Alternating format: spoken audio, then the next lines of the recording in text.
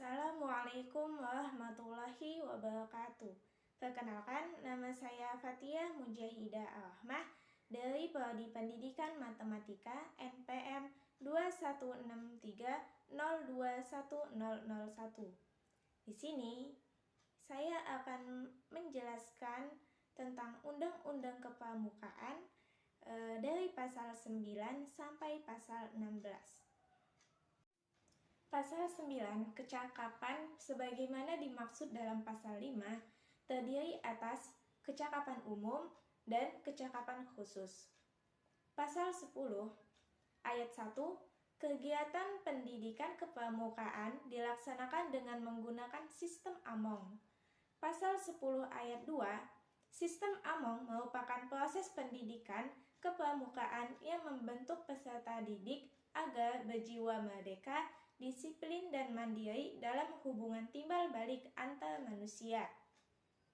Pasal 10 ayat 3, sistem AMONG sebagaimana dimaksud pada ayat 1 dan ayat 2 dilaksanakan dengan menerapkan prinsip kepemimpinan. Di antaranya, di depan menjadi teladan, di tengah membangun kemauan, dan di belakang mendorong dan memberikan motivasi kemandirian. Bagian kedua, jalur dan jenjang.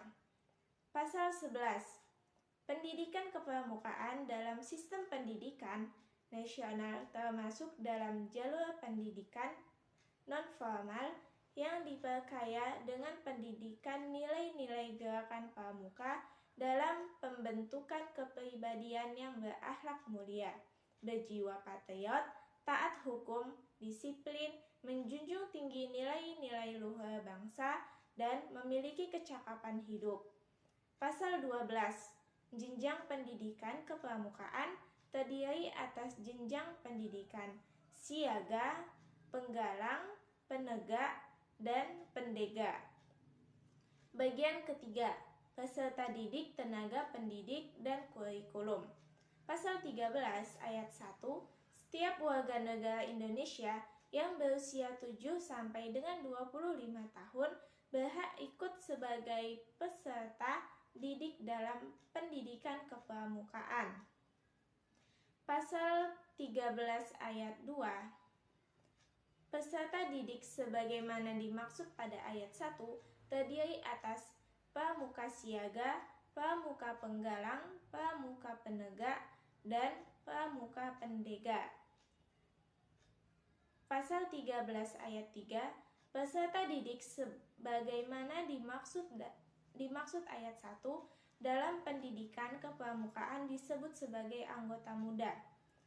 Selanjutnya pasal 14 ayat 1, tenaga pendidik dalam pendidikan kepramukaan terdiri atas pembina, pelatih, pamong, dan instruktur. Pasal 14 ayat 2, tenaga pendidik sebagaimana dimaksud pada ayat 1 bersyaratan standar tenaga pendidik. Pasal 14 ayat 3, tenaga pendidik sebagaimana dimaksud pada ayat 1 dalam pendidikan kepramukaan disebut sebagai anggota dewasa.